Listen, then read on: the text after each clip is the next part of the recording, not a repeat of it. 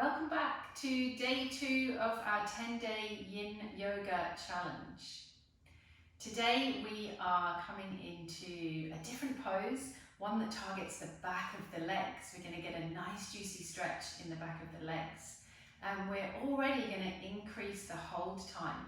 So this pose is a 4-minute hold, but as a special bonus, it's a 2-sided pose. So we do 4 minutes on one side and 4 minutes on the other. 8 minutes of juicy yin goodness all together. So without further ado, let's get stuck into it right now.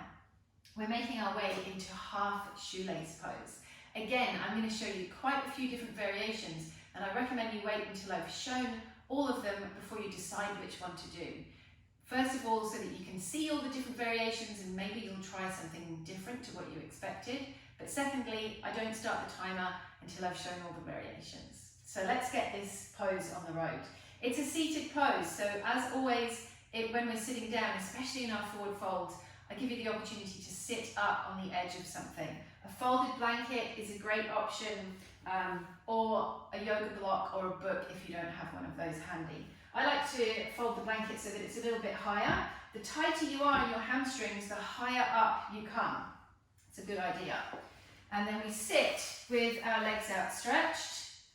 And we're sort of sitting right in the front of this prop, so it's almost as though we're tilting forwards a little bit rather than those tight hamstrings drawing us back. That's the way. And what we're going to do is keep the left leg straight and cross the right leg over the other side. Now there's lots of different places you can put the foot and the leg. You might keep the ankles quite close to one another. You might bend the knee a little bit more and bring the right foot further up. Or you might end up with the right foot quite close to your left hip. It really doesn't matter. One is not better than the other.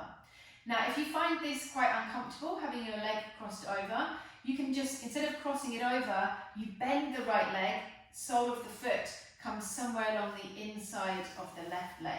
So this is a version called half butterfly. It has exactly the same target area. So half shoelace, we cross the right leg over the left. We have a bit of a play around with where we place the leg, how much we bend the knee and where the foot goes. And if that doesn't feel good, we bring it back over to this side with the knee bent and the sole of the foot along the inside of the left leg. If that causes any pain or tension in the right leg, pop something underneath to give it a little bit of support. So you find the variation that works for you. Now let's come back to our target area.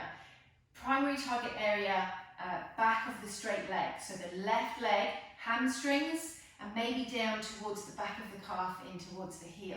Secondary or bonus target area, lengthening along the spine. We access those target areas by melting ourselves forwards. And I'm going to start the timer. So when I say melt, what I mean by that is letting the back round and the head hang down. So in many other forms of yoga, they have poses like this, but they keep the back straight and the head lifted up, and they sort of reach towards the left foot. We're doing the opposite of that in Yin. We're letting everything melt down towards the floor. So notice if your hands are reaching out in front. Look at your upper arms. See if you can just let your upper arms point down towards the floor. Let the hands be really heavy. Allow the back to round, and the head can hang down. Target area, let's come back to that, back of the straight leg. If you don't feel it here, get something like a block and you can pop it underneath the heel of the straight leg. And if you've got books that you're using, you can choose how many books to put under there. The more books, the more stretchiness you should experience in the back of that straight leg.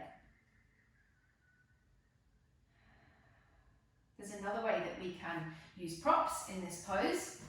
If you have cushions or pillows, you may want to, there's lots of different ways you can use it, perhaps across your legs, draping your torso onto it, maybe out in front, resting your arms on it, depending on the size and the shape of your cushions and pillows that you have handy. You can play around with a lot of different options. Now in our Yin practice, it's really important that we let go of muscular activation. It's one of the key parts of the practice. So notice if you're holding any muscular tension. Where are you tightening? Can you let go of that muscular tension? And as you do that, notice, does it feel a little bit like melting?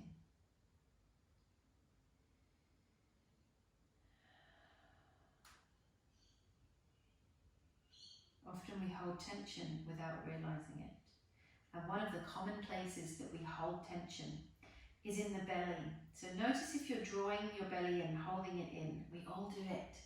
See if you can let go of it. Really let the belly hang out. And I know you don't want to, but no one's looking. I'm hanging mine out too. We all have a belly. We all worry about letting it hang out. But just for a few breaths, give it a go. Then see if you can melt the tension in the shoulders and the neck. What about the jaw and the face?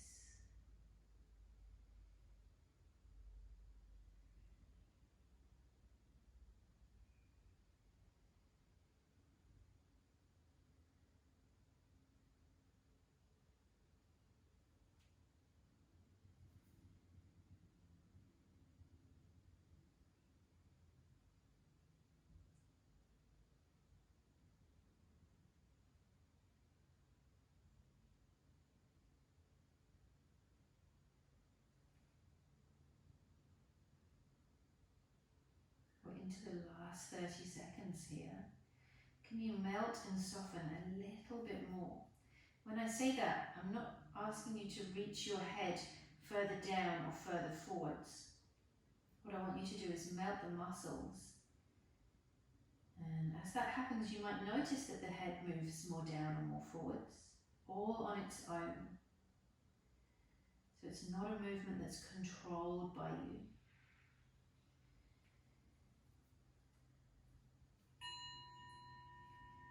Four minutes have soon passed.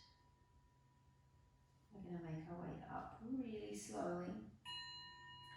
And today we're making our way into our traditional rebound. So uncrossing the legs and coming to lie down on your back.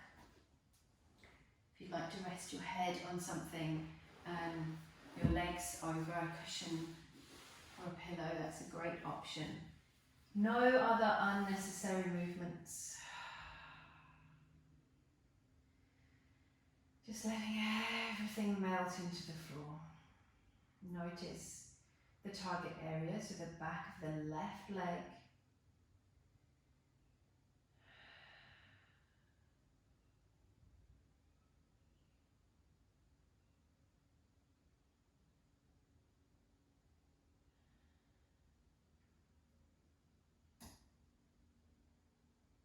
Notice any sensations or tingling.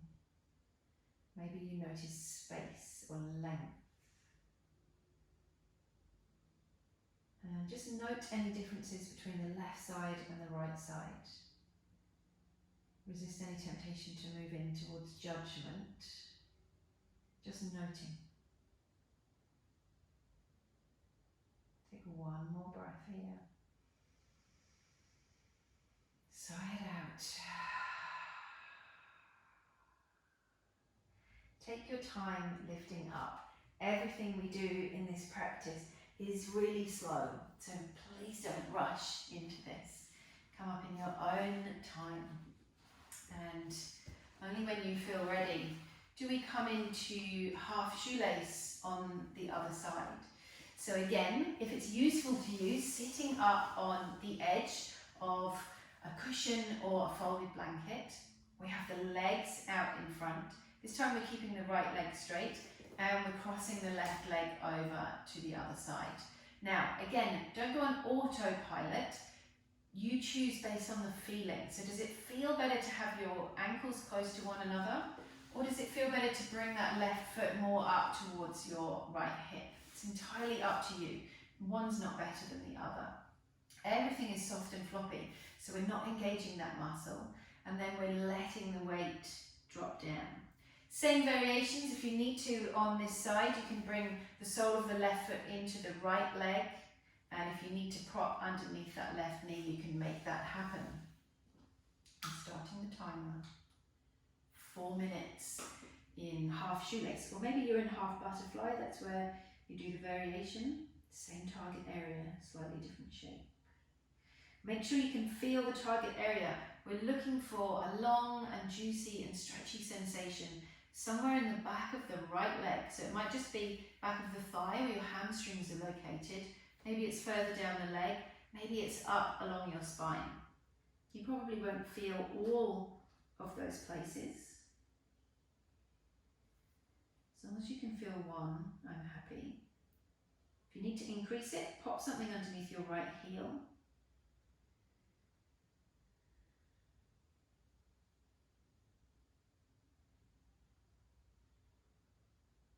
As long as you're in the shape that works for you, without pain, as long as you can feel a juicy stretch in the target area, and as long as you're breathing, I'm happy.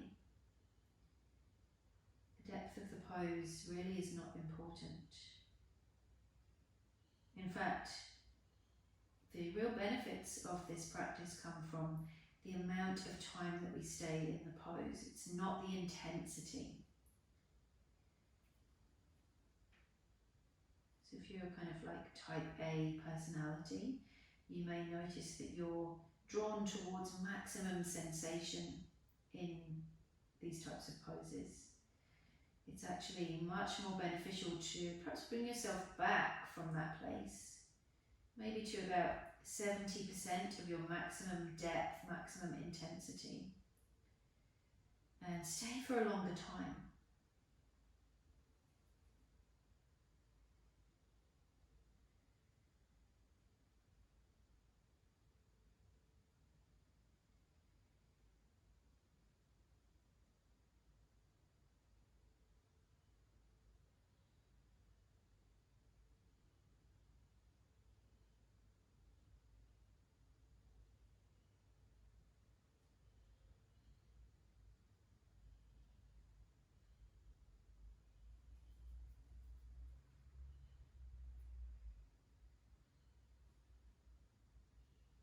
Once again, can you soften?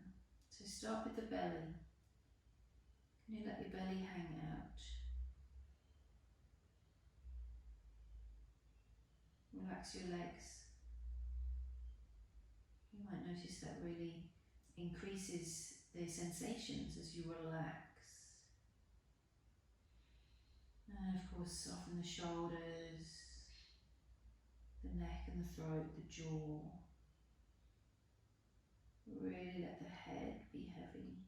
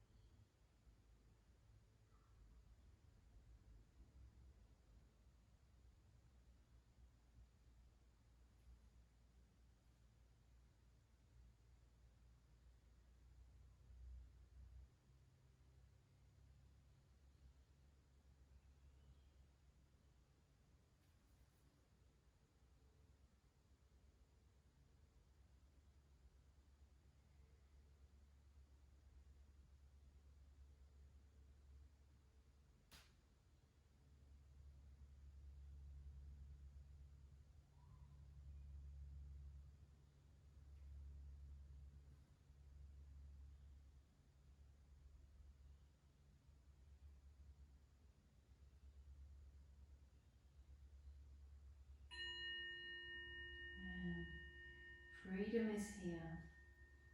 So we're lifting ourselves up very, very carefully.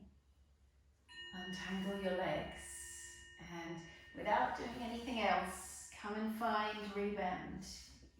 Supporting your knees if you need to.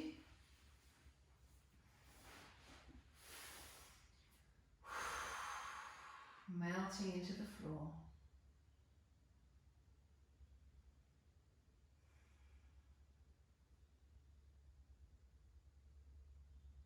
Once again, noticing sensations and feelings in the target area, the back of the right leg. And again, noting the differences between the two sides, resisting the temptation to go into too much comparison or judgment.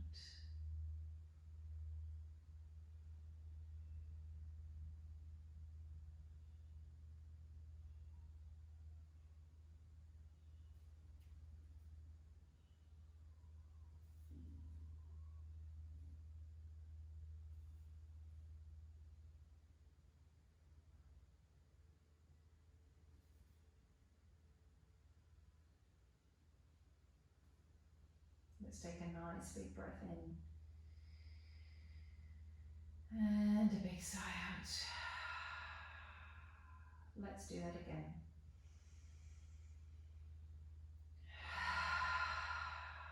One more time.